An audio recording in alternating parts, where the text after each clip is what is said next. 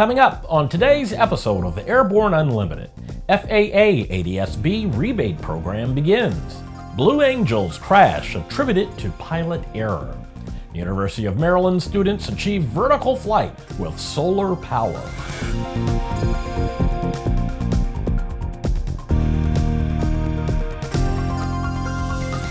Hello, I'm Christopher C. Odom. It's September 19th, 2016, and this is Airborne Unlimited.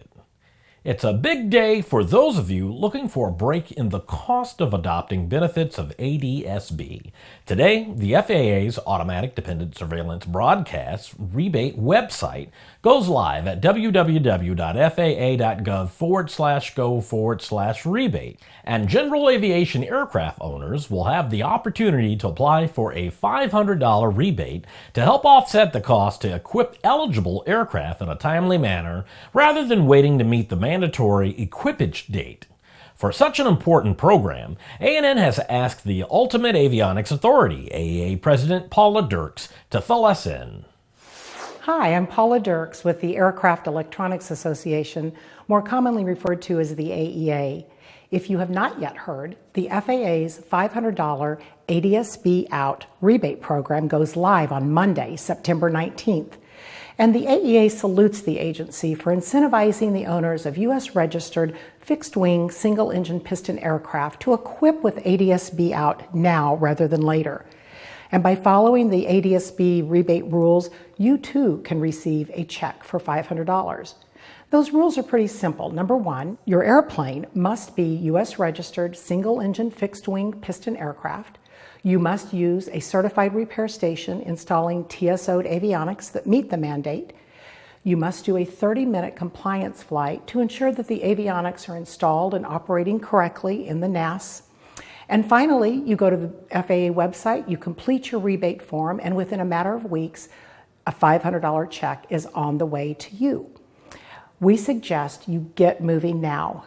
Consider the fact that there are $10 million allocated for 20,000 rebates, and with more than 100,000 aircraft still yet to equip, this $500 rebate program is good for on a first-come, first-served basis for 1 full year or whenever the rebate money runs out. I suggest you visit the FAA's website for complete program rules, and blue skies ahead.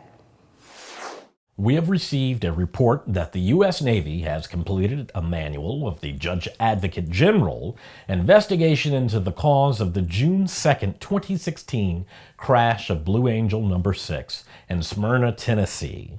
This is the mishap that resulted in the death of Marine Captain Jeff Kuss and the destruction of the aircraft. The investigation found that the primary cause of the mishap was a pilot error with the weather and fatigue as contributing factors. Reports said that the mishap was not the result of any material failure of the FA-18C. Navy Vice Admiral Mike Shoemaker said, Captain Kuss represented the best and brightest of naval aviation. His professionalism, expertise, and love of flying made him a valued member of the Blue Angels. His loss is devastating and felt across the naval aviation community. It is our duty as leaders and aviators to stress vigilance and operational risk management to avoid future tragedies. After the break, a solar-powered helicopter lifts off. The Bristol Light Sport aircraft is what you are looking for. The Bristol is wider than a Cirrus, faster than a Skyhawk, offers more storage than a Husky, and comes standard with Garmin avionics. So what are you waiting for? Visit Bristol.com to find out how you can get into a Bristol today. There's a difference between charting a steady course and pushing for the ceiling. And for nearly a century, Hartzell Propeller has been defining that difference. It's in our passion for engineering and research and our dedication to testing the limits of performance. We are built on honor. We are Hartzell Propeller. Concorde's recombinant gas RG series sealed battery technology produces a high-performance battery with the advantages of being pre-tested and fully charged at the factory. Find out more about Concorde's entire line of batteries at www.concordebattery.com. Concorde, the heart of your aircraft.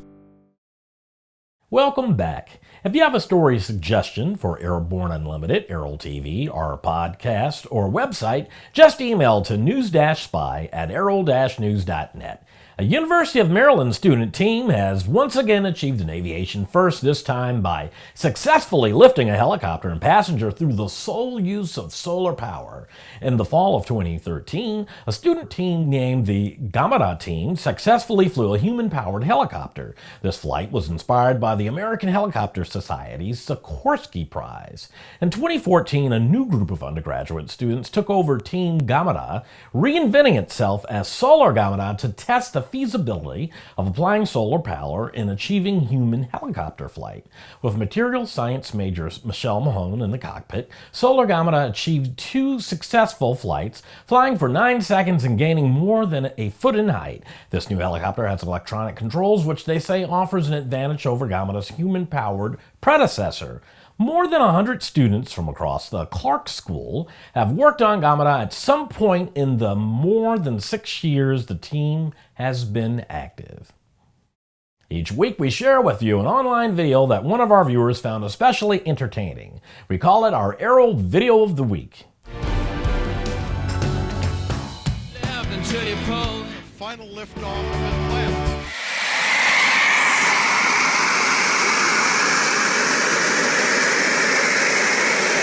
Here we have a great video of a very unusual little jet airplane called the Cri-Cri jet. It's as cute as a bug's ear. The French name Cri-Cri is best translated into English as the chirping sound a cricket makes. Be sure to turn up the volume. Search Cri-Cri jet display flight on YouTube.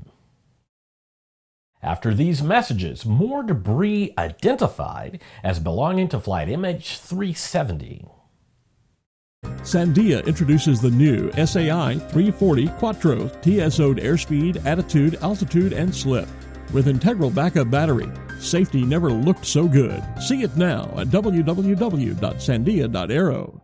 Since the early days of powered flight, pilots have struggled with landing in crosswinds. In fact, crosswinds and wind gusts cause more landing accidents than fog, thunderstorms, and icing combined. That's where the Redbird X-Wind SE comes in. By placing pilots in gusty crosswind conditions for extended periods of time, the X-Wind SE gives instructors all the time they need to teach the pilot the proper techniques for landing in crosswind conditions. For more information on Redbird X-Wind SE and Redbird's entire line of flight training devices, visit www.redbirdflightsimulation.com.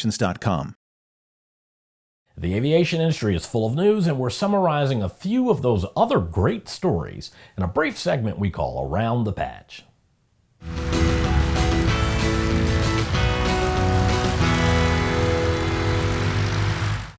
In June of this year, another item of aircraft debris was found on the island of Pemba off the coast of Tanzania. Identification from photographs now indicate the item is likely a section of the missing Malaysia Air Flight MH370 Boeing 777 outboard flap.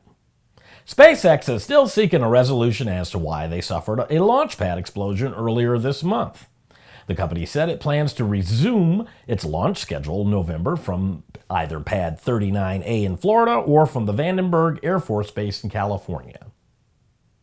The FAA has granted certification on all 400 XPR program elements. The first full Hawker 400 XPR factory-completed aircraft is currently being assembled and expected to deliver later this year. Installations are available at Textron Aviation Service Centers worldwide.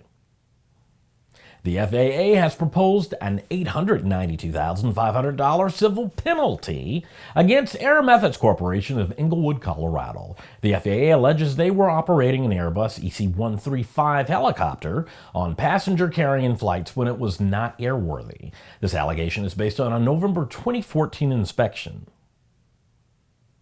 According to a report, the Boeing 737 MAX flight test program is running ahead of schedule. This may mean an earlier delivery date than was originally scheduled for Southwest Airlines next summer.